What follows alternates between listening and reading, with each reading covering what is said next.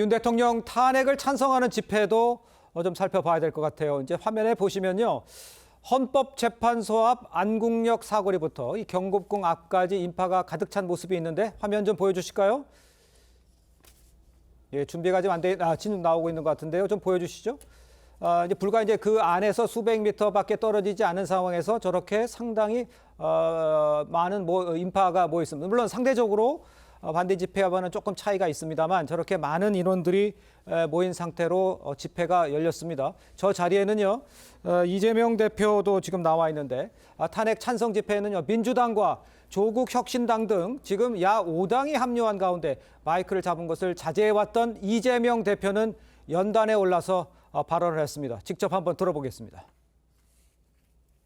지금 이 순간에도 여전히 주권자 국민을 배반하고 민주공화국의 기본 질서와 가치를 부정하며 내란 반동에 동조하는 사람과 세력들이 있습니다. 보수는 지켜야 할 가치와 질서를 지키는 것입니다. 헌정 질서와 법치주의를 부정하는 것은 결코 보수일 수 없습니다. 수구조차도 못 되는 반동일 뿐이다. 맞습니까, 여러분? 보수의 탈을 쓴 채 헌법과 법치를 파괴하는 이들을 넘어서서 민주주의를 회복해야 합니다. 자, 이재명 대표는 보수의 탈을 쓴 채 헌법과 법치를 파괴하면 안 된다 이렇게 강조를 했습니다. 이재명 대표가 정의하는 이 보수, 이거는 어떻게 저희가 이해를 하면 되겠습니까? 지금 이재명 대표가 말한 것처럼 이 헌법을 수호하는 정신, 그리고 또 법치주의를 지키려는 정신, 이런 것들을 강조하고 있는 것 같습니다. 왜 이런 것들을 강조하냐고 하냐면 지금 탄핵 정국에서 나타난 보수 진영의 그리고 윤석열 대통령의 이야기들을 들어보면 이 헌법 시스템, 사법 시스템을 부정하는 발언들을 많이 합니다. 최근에도 김용현 전 장관, 내란의 공동의 정범으로 지금 수사를 받고 있는 김용현 전 장관 변호인들은 헌법재판관 특정 인물들을 지목하면서 이 사람들을 처단해야 된다고 이야기를 합니다. 그리고 지금 아까 말씀드린 그렇죠. 탄핵을 반대하는 집회에 나온 분들이 모든 분들 극우 절대 아닙니다. 그렇지만 거기에 나와 있는 연사들이 헌법재판관들을 지목하면서 밟아버려야 된다, 쓸어버려야 된다. 그리고 그 문영배 권한대행이 집 앞에 가서는 그 사람을 향한 그 반대 집회까지 열면서 주민들에게 피해를 주고 있습니다. 이런 모습들, 헌법 시스템, 뭔가 저는 헌법재판관, 헌법재판소의 절차적 뭔가 이런 미흡함에 대해서 지적하고 요구할 수 당연히 있다고 생각합니다만 그런 것들을 요구한 이후에도 뭔가 이 헌법재판소의 결과를 받아들일 수 없다. 우리는 그들을 처단할 것이다. 이들은 민족의 반역자가 될 것이다. 이런 식으로 헌법 시스템을 부정하는 발언들을 보수 진영에서 쏟아낸다. 이런 것들은 참된 보수가 아니라는 말씀을 드리고 있는 것이거든요.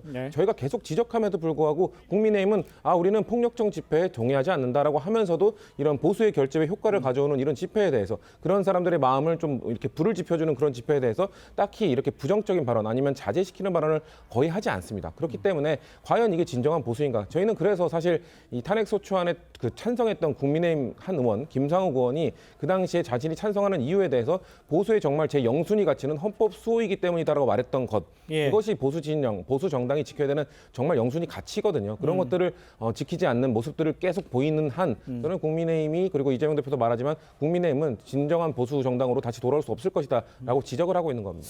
일각에서는 혹시 이제 이재명 대표의 지지층 모으기, 그러니까 조기 대선을 준비한 것이다라는 평가도 있는데 우리 강 변호사님께서는 어떻게 보세요? 왜냐하면 어제 저 집회에는 민주당뿐만이 아니라 조국혁신당 이런 다른 야당들이 5당이 함께했습니다. 그렇다면은 지금 민주당 입장에서는 만약에 조기 대선이 이루어졌을 때 지난 대선은 생각을 안 할 수가 없거든요. 지난 대선에서 이재명 대표는 윤석열 대통령에게 0.7%포인트 차로 졌었는데 당시에 그 심상정 정의당 후보가 2.37%를 가져갔었습니다. 그러니까 만약에 야당이 다 함께 했었다면 이재명 대표가 이길 수도 있었던 그런 국면이라고 볼 수밖에 없는 것이기 때문에 지금 어제 집회 같은 경우에도 민주당에서 오랜만에 공식적인 행사를 한 것인데 야당들과 함께하는 모습을 보임으로써 특히 최근에 이제 이재명 대표가 중도 보수다 이러한 이야기들을 하지 않았습니까? 야당 측 다른 야당들이 지금 거기에 대해서 동조하지 않는 것에 대해서도 어떠한 그 함께하기 차원에서 같이 나온 것이 아닌가라고 보입니다. 예, 알겠습니다. 최 교수님, 지금 이 집회가요.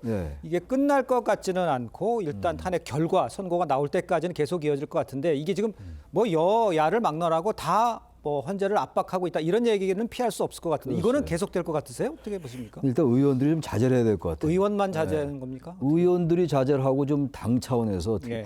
지금 국민의힘한테 자제를 촉구할 수밖에 없을 것 같아요. 네. 탄핵이 지금 아마 인용될 것 같은 분위기가 많은 게 사실이잖아요. 탄핵 찬반의 여론조사 보면 이렇게 나오니까 네. 연령별로 다르긴 합니다만. 근데 지금 국민의힘 의원들이 어젠가 그저께인가도 헌재 앞에 와서 항의 방문하고 그랬잖아요. 예. 그거 국민의힘이 항상 민주당한테 뭐라고 했던 그런 모습들이에요. 네네. 그러니까 일단 의원들이 좀 자제를 하고 그리고 아까 말씀처럼 여기 지금 어제도 보니까 제가 이 광화문에서 보니까 어떤 위아래 하얀 거 입은 분이 얘기를 하던데 마이크 워낙 이 고성리가 저렇게 다 들리더라고요. 네. 자유마을에 가입하는 빨갱이다 이런 말이 너무나 생생하게 지금 기억에 남아 있어요. 어제 이 시간쯤인데 예. 그러니까 그건 일부 연사인데 누군지 모르겠어요. 그러니까 그런 발언을 할 때 그거에 대해서 지적을 좀 해줘야 돼요 국민의힘이. 그래야지 정치적으로 극우란 정당 말, 극우 정당 말을 안 듣는 거거든요. 국민의힘이 그런 메시지 내지는 않죠. 네네. 근데 그런 사람이 연사에 올라오니까 아, 헌재 휩쓸어 버리겠다. 뭐 이런 얘기하는 한국 상사도 있고 말이죠. 이렇게 되다 보니까 자꾸 거기에 대해서 국민의힘이 처음엔 안 그랬는데 자꾸 거기에 대해서 좀 시쳇말로 재미를 붙인 것 같아요. 저기 국민들도 많이 모이고 목소리도 좀 더 높아지니까 은근히 그걸 방치하는 게 아닌가 암묵적 그런 생각이 든다 이런 얘기예요. 그래서 국민의힘은 정확하게 헌재의 절차적 문제 있으면 지적하고 네. 비판하고 비판하되 예. 헌재를 방문하고 이런 거 좀 고만했으면 좋겠어요. 많이 했잖아요 이제. 이제 조금 더 중도층에 좀 소구력이 있게 그런 좀 성숙한 모습을 보이는 게 그리고 탄핵 심판 기다리면 되지 않겠어요? 알겠습니다. 예. 탄핵 심판을 기다려야 된다는 건 뭐 여야가 마찬가지입니다만 마찬가지인가요? 예. 저 광장에 모인 더 많은 인원의 사람이 모인 것을 그냥 무시할 수 있는 상황은 아니지 않을까 생각합니다. 그럼요. 우리가 이제 탄핵을 댈 때 국회에서 탄핵이 가결되고요. 그다음에 헌재에서 심판을 하는 게 있습니다. 근데 탄핵, 헌재의 어떤 심판은 정치적인 어떤 심판이다. 그럼 얘기가 있을 정도로 다른 사람이 아니고 대통령의 어떤 한 행위에 대해서 예. 과연 탄핵에 이를 정도인지를 봐야 되는 겁니다. 그렇다면 국민의 어떤 위임을 받은 대통령에 대해서 평가가 현재 국민들의 평가가 어떤지를 봐야 되는 거 아닙니까? 예. 거리에서 광장에서 대통령에 대해서 그렇게 국민들이 얘기를 하고 있는데 일방적으로 이렇게 할 수 있는 건 아니에요. 근데 이재명 대표가 그런 사람들을 그런 거리에서 함성을 지르는 함성을 내는 그런 어떤 국민들에 대해서 그다음에 국민의힘에 대해서 반동이라는 표현을 썼습니다. 네. 저는 뭐 제가 문외한인지 모르지만 반동 분자, 반동이라는 표현은 북에서 쓰는 단어 아닙니까? 어떻게 국회에서 상대 당에 대해서 반동이라는 단어를 쓰고 뭐 국민들로 하여금 지지하는 사람들에 대해서 반동이라는 이 단어를 쓴 것 자체가 지금 대한민국의 어떤 인식을 어떻게 하고 있는지 저는 적나라하게 보여주는 현실 인식의 한 단면이 아닌가 그런 생각을 해봅니다. 그건 말이죠. 제가 예. 잠깐 예. 10초 말씀드릴게요. 네, 네. 그런 류의 반동은 아닌 것 같아요. 제가 이재명 대표 두둔하는 게 전혀 아니라 반동이라는 게 역사의 방향이 있는데 거기에 대해서 거스르는 거, 과거에 1815년의 비인회의라든지 이런 것들을 얘기한 것 같아요. 예. 북한에서는 반동 이런 건 좀 아닌 것 같은 느낌이 들어서 제가 첨언합니다. 알겠습니다. 중요한 건 아니고요. 예, 알겠습니다.